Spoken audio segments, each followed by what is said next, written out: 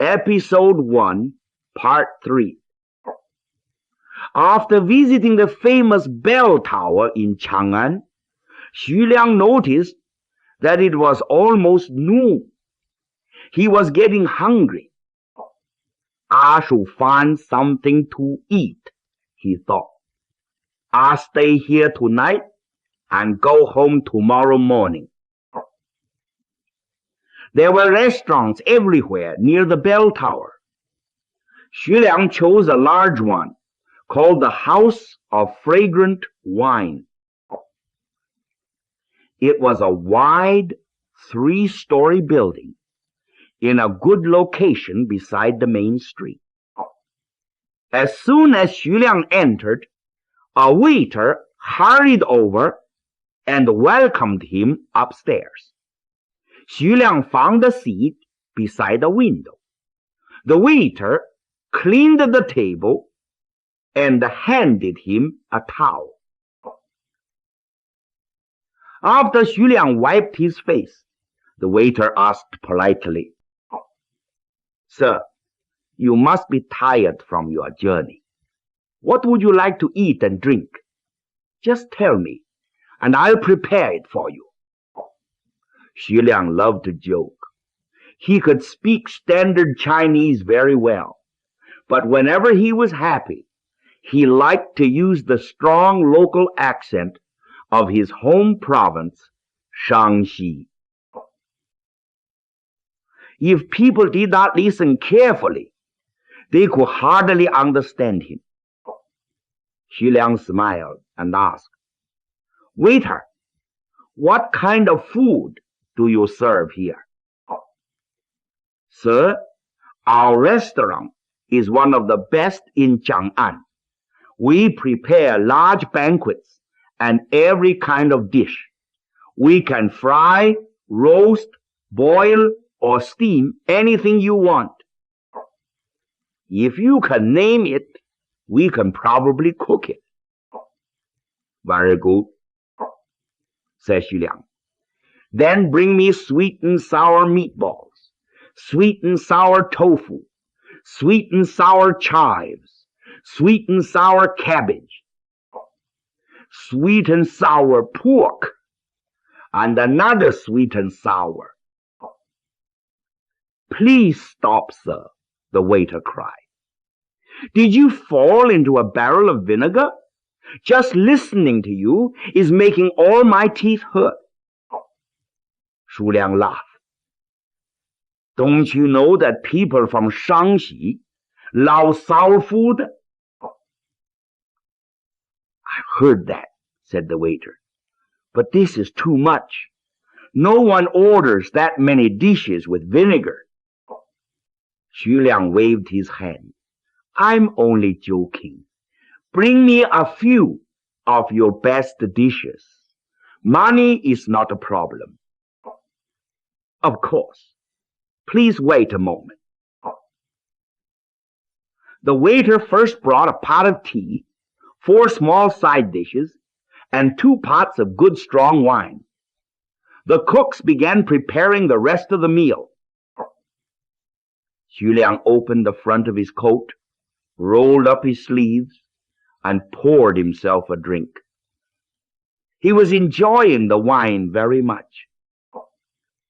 As he drank, he looked out of the window and watched the busy street below. Suddenly, the street fell into chaos. Somewhere in the noise, he could hear a woman crying.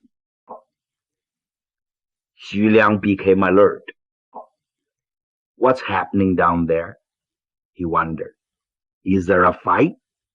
Why is that woman crying so terribly?"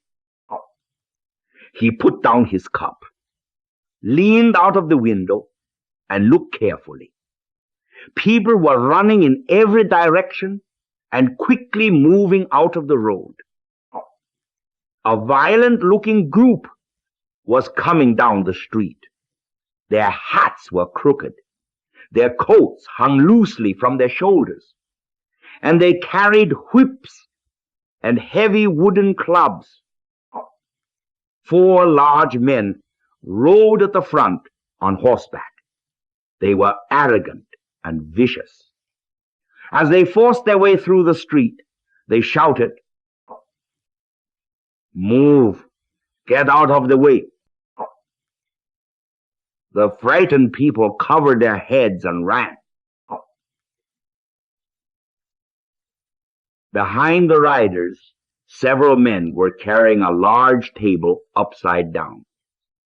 Its legs pointed into the air, and cloth had been wrapped around its sides. Inside the table, a woman had been tied up. Perhaps they had been unable to find a carriage and had quickly invented this strange way to carry her. People standing on the street could not see inside, but Xu Liang was watching from the upper floor and could see everything clearly. The woman was tied tightly and crying helplessly. At first, something had been stuffed into her mouth. She must have struggled until it fell out, allowing her cries to reach the restaurant. More than 20 armed men surrounded the table. They carried it eastward through the street. Xu Liang had never seen anything like this. He stared in surprise and tried to understand what was happening. This cannot be a wedding, he thought. A wedding is a happy event with music, celebration, and a decorated carriage. Could they be kidnapping her? But this is Chiang'an, a great city with laws and officials. Who would dare to steal a woman in broad daylight? Or perhaps her family owes them money. No matter how much Xu Liang thought about it, he could not find an answer. But one thing was certain. Taking a woman by force was against the law. He watched the group disappear into an alley to the east. Slowly, the street became calm again. The townspeople gathered together, whispering, pointing, and discussing what they had just seen.